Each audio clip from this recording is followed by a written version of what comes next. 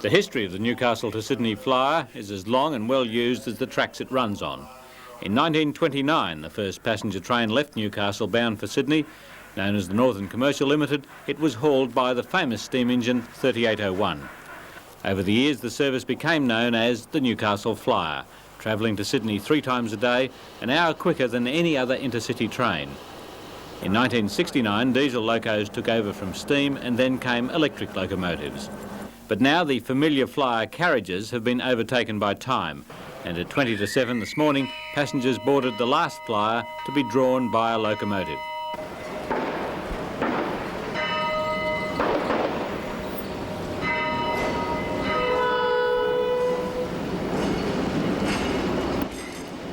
From Monday, the Flyer service will use an electric double-decker, the same as used on other Newcastle to Sydney services. The irony, though, is that the modern train will be only 9 minutes faster than the steam loco of 1929. The speed of the train has always been limited by the design of the track.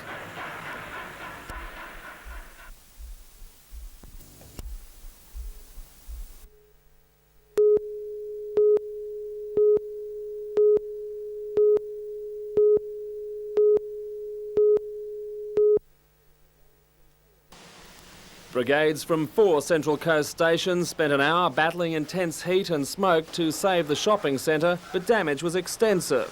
The fire broke out in the rear of a bait and tackle shop and quickly spread to adjoining stores. The bait shop and contents, which included a number of video cassettes, was lost. A second-hand dealership was also destroyed. The shopping centre was the target of numerous break-ins, and firefighters were hampered by elaborate security precautions, including metal screens and padlocks on many of the buildings. The break-ins led police and fire brigade investigators to suspect arson at first. However, this afternoon they were working on the theory that an electrical fault was the source of the blaze.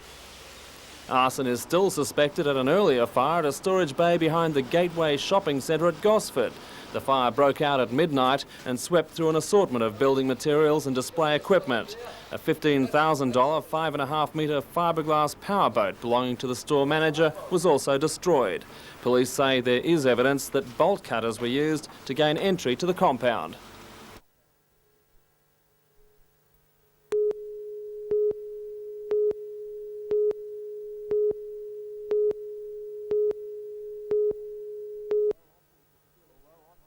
Although Australs are still in with a slight chance this season, sitting just outside the top 4, Australs management is already looking forward to 1990. The club wants to dominate the state league next year and qualify for the National League the year after.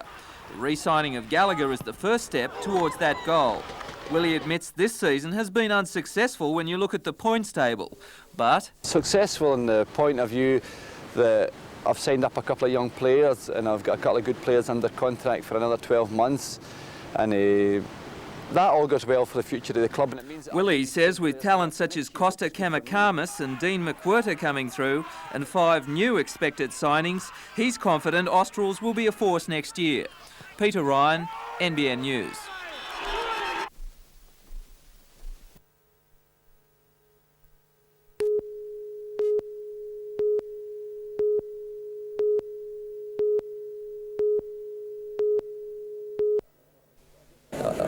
I guess basically I wanted to be my own boss, and I saw a great need for a sports publisher in Australia. I mean, we're very sports-minded people, and I thought that while some of the publishers were doing a good job, that I wanted to do a better job, and I really saw a need for rugby league books. I thought that people were downplaying the prominence of rugby league and the ability of rugby league people to buy books.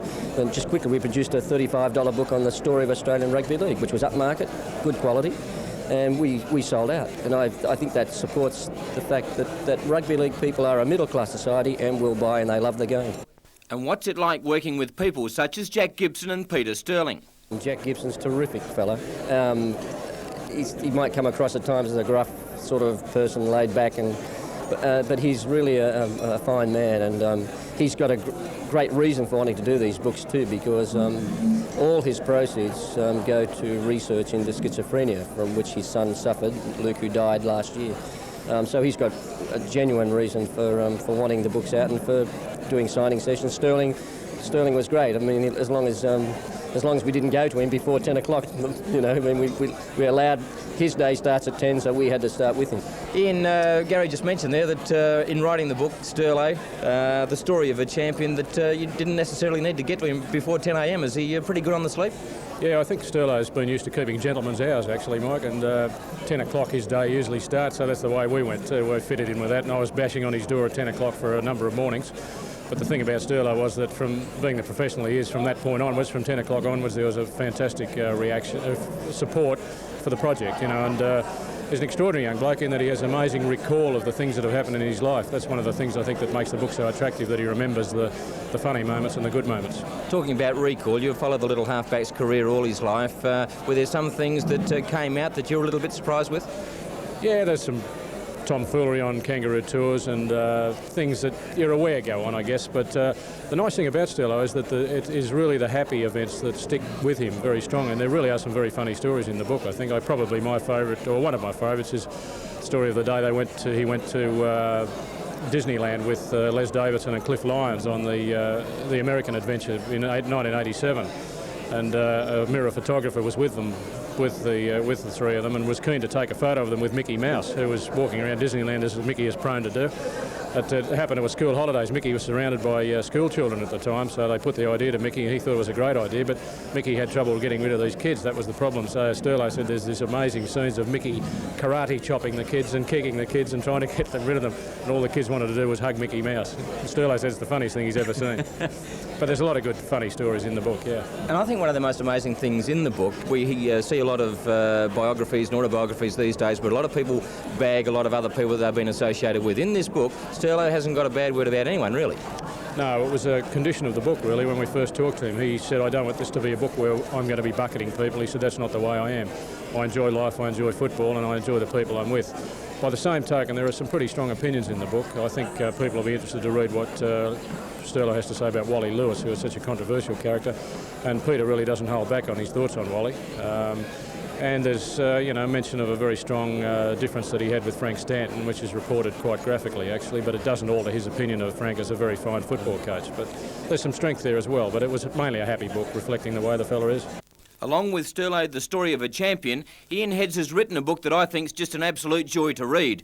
It's called Back Page, and it could loosely be described as a pictorial account of the history of Australian sport. Probably the name of the book, Back Page, is a bit of a misnomer, because in early years sport didn't actually appear physically on the back pages, it was inside the papers. But I think people will get the drift that when you think back page in the newspaper you think sport. And it's mainly, we pinpointed 80 of the great moments in Australian sport, starting with Archer's Melbourne Cup win in 1861, coming all the way through to 1989, and went back to the files and found the most dramatic newspaper presentation at that time, and we photographed those pages, and then I wrote an essay which I hope takes people behind the scenes as to exactly what happened with that event. From Shane Gould's 3 gold medals to Lily at the Centenary Test, not only the good times but some pretty controversial times, such as Lily and Meandad in Perth. Yes, that particular incident led to a great front page headline from the West Australian, where they called the event the Fracas at the Wackar, which I thought was one of the better headlines in the book, actually.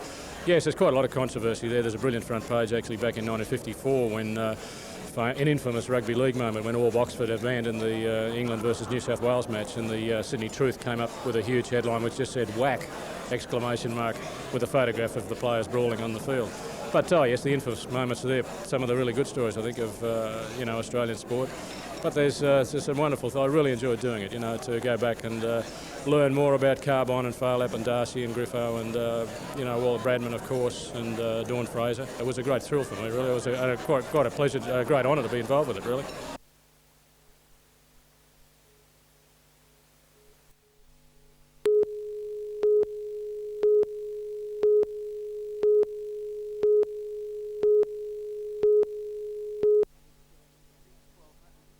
The 1,200 square metre hangar to house Fighter World is nearly completed. The only trouble is the RAF doesn't have the funds to set up the display. Fighter World on the drawing board is designed to give visitors an insight into the workings of the jet squadrons, with displays of aircraft, simulated flights and information on tactical responses during times of war.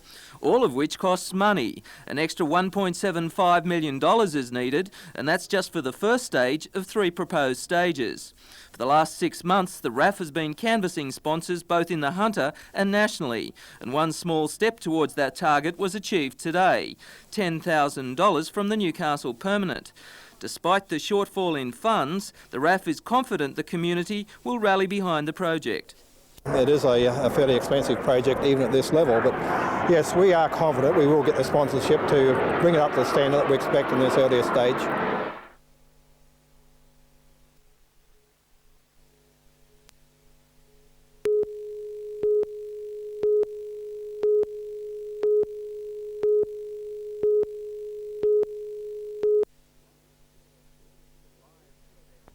Live sheep exports to the Middle East worth hundreds of millions of dollars have been suspended indefinitely following complaints by inspectors in Saudi Arabia and Abu Dhabi that the sheep are diseased. Australian quarantine officers have hotly contested the claims, saying the diseases don't occur in Australia.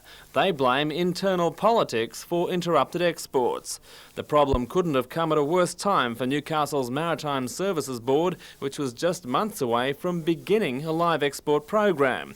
Acting Port Manager Jeff Connell says he'd met agents and investors and wharf facilities were being arranged at Kooragang. The exports would have been monthly, beginning within the year. It's a substantial export earner and therefore vital to the rural sector. Around a port you can look at something in the order of about $100,000 worth of income to the port community, not just the authority but the regional community, each vessel visit. But that's in addition to, of course, the sale of the sheep themselves. Does this port have an advantage over the others that are already live exporting? Well, certainly a large majority of the export sheep are coming from central and northern New South Wales, so clearly we've got a geographic advantage, and that's the key to the proposal we've been working on. Now the MSB will have to wait while federal ministers negotiate to restore an industry worth $250 million a year to Australia.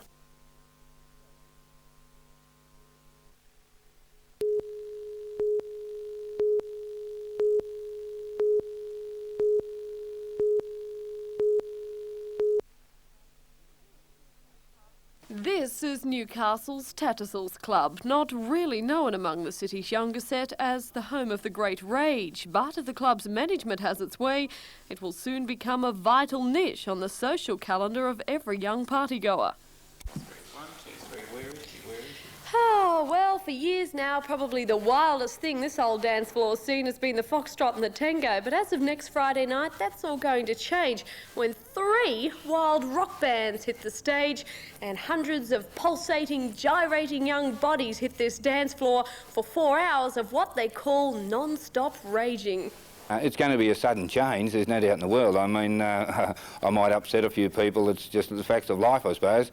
But I think the club needs it, the area needs it. I think the foreshore are bringing the younger people in, and there's nowhere else in town where you can go for entertainment after midnight of a night time. The name of this new image is Night Owls, the club's new night spot that will allow patrons to hoot it up in the upstairs auditorium that in the past has been home mainly to businessmen club lunches and 50-50 dances. It will be able to handle as many as 600 patrons, and club management is hoping the long list of bands they're planning to import, such as the Screaming Jets who will head the bill on opening night, will fill it to capacity every Friday, Saturday and Sunday. In fact, next Friday night looks set to be a big one for Newcastle nightlife. Not only will Night Owls be spreading its wings, but former popular night spot The Crazy Horse will be opening with a whole new look.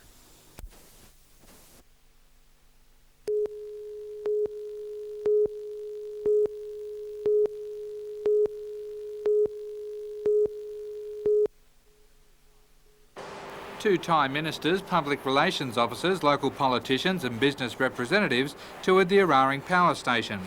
The power station, planned for the eastern seaboard Gulf of Thailand, will have a 4,000 watt capacity and will be similar in design to the Eraring plant and have identical pollution controls installed.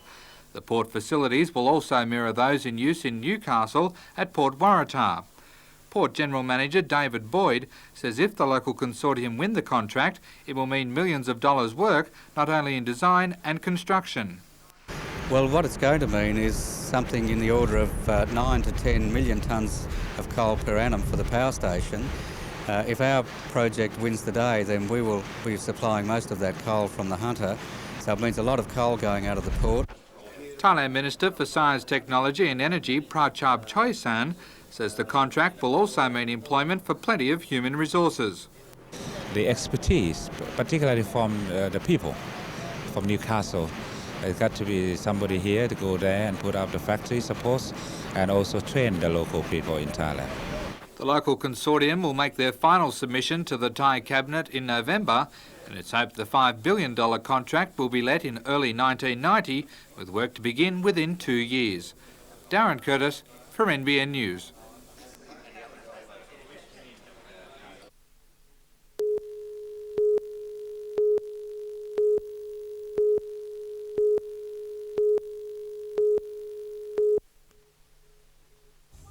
The annual field day normally attracts crews from around the country, competing in a variety of emergency situations. However, the airline strike reduced the competitors from other states to the 4 New South Wales and 3 Queensland coal districts. Throughout the competition, crews were separated and assigned to different areas waiting for the alarms. Here the crews were called to a mine fire, with a miner still below and the source of the fire unknown. As the crews went about removing the smoke from the pit and installing air lines, one of the adjudicators purposely cuts their hose line. The line then has to be repaired. However, one rescue worker has suffered smoke inhalation and has to be treated on scene. In another rescue, a worker's oxyacetylene bottles have exploded and his leg has been severed, while workmates around the scene are suffering from shock or are injured on raised platforms. While the rescue work went on, some of the actors involved played realistic panic scenes, hysteria or fright. The whole exercise designed to be as realistic as possible. The team winner will be announced later tonight at a gala ball.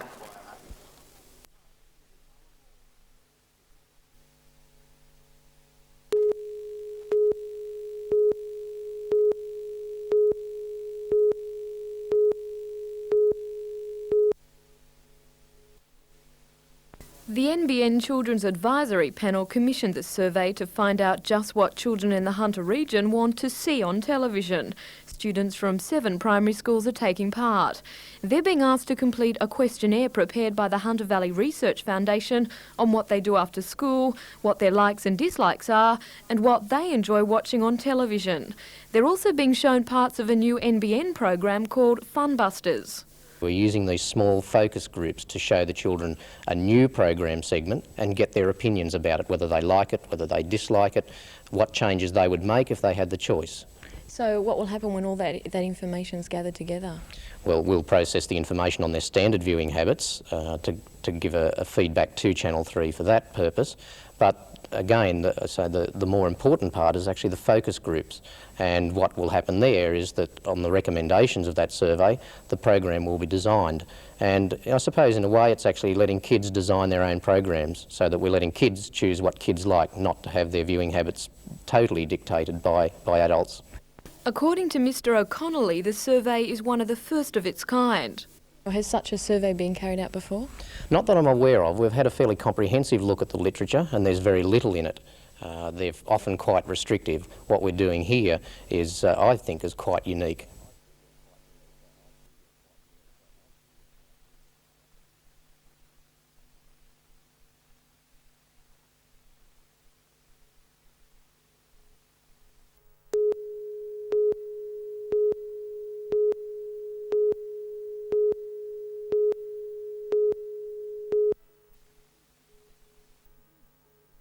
Three and a half weeks ago, kidney disease patients had plenty to smile about with the opening of the $750,000 dialysis unit at Charlestown. However, a statement late yesterday from Health Minister Peter Collins has taken the edge off that optimism. Devastating. Absolutely devastating. To think that they have such great facilities here and great potential, and overnight it's suggested that that be taken away. The Minister for Health hinted the Hunter Transplant program may be axed. He said the program has been underutilised in recent years. We have a too small a population to have what they call a cost-effective program, in that we can expect only between 10 and 12 patients annually to come from our population that we serve for transplants. But the answer to the transplant program's woes may lie in expansion, not closure. With a bigger patient feeding area, the Hunter program could well be cost-effective. Our proposals were to expand our catchment area to include not only Hunter area but also North Coast and New England areas, and this would give us a population which would satisfy the between 20 and 30 transplants annually. While the bureaucrats ponder ways to protect the only kidney transplant program outside Sydney, those who've used the service say transplant patients will suffer if they're forced to leave family behind and travel to Sydney. It's quite a traumatic operation, and, you know, beforehand and the post-operative procedure is quite a traumatic thing that you need your family, definitely. Meanwhile, Health Minister Collins says he's awaiting the outcome of a review before any decision on the Hunters transplant program. Leslie Robinson for NBN News.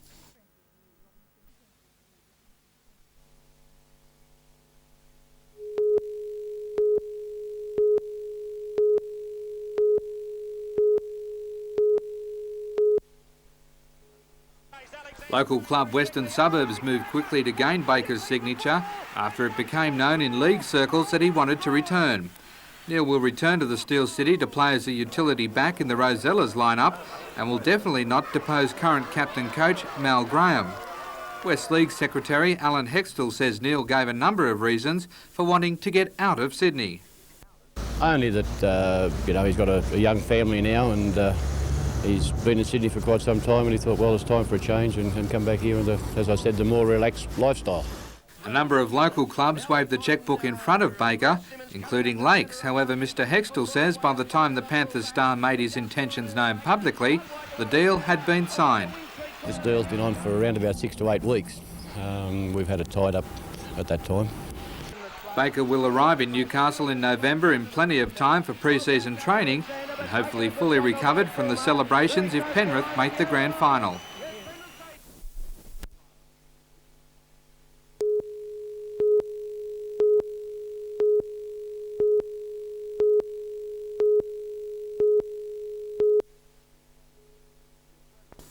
The Australian Institute of Sport in Canberra is the ultimate training ground for most of our young athletes. However, the step from a regional centre to the Institute is so large, many with the potential don't or can't make it.